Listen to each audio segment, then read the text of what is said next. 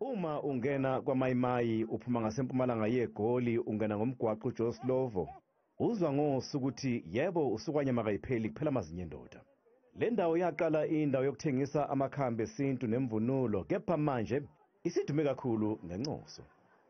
Le nyama edume nezwe lonke yoswayile embokodo ebuya KwaZulu Natali nevuka eyintatha ishayise ebusuku. Lona ngumsebenzi esiwujwayele newuthokozela kakhulu njengoba ubona ukumamatheka kuyona. Kepha-ke zikhona zona izinselele lembokodo ebhekene nazo kulomsebenzi. Kuzokhona ukucwaseka kanye nje nendawo efanelekile yokusebenzela. Bayafika besho bathi abafuna ukweselwa yithina abantu besifazane.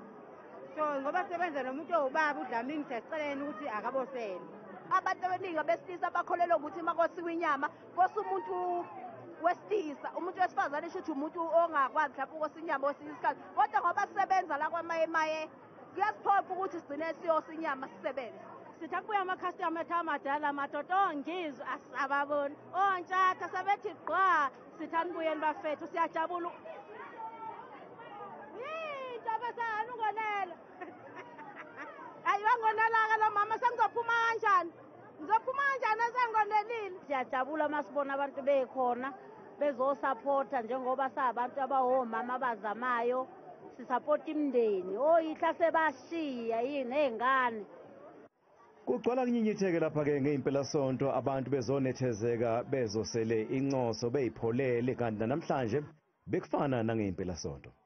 Kepha iningi labantu ebeligcwele lapha namuhla ngabantu besifazane. Siyayicelela siye kuhlukumezeka.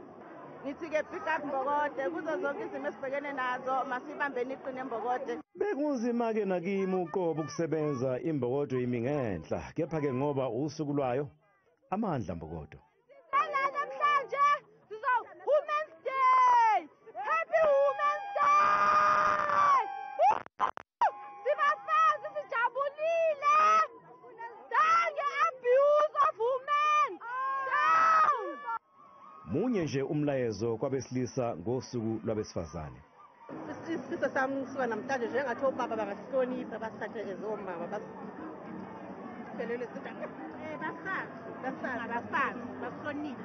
Nathi sobahlonipha, bangasihloniphi phela asihloniphi, angeke kwazi sihloniphane.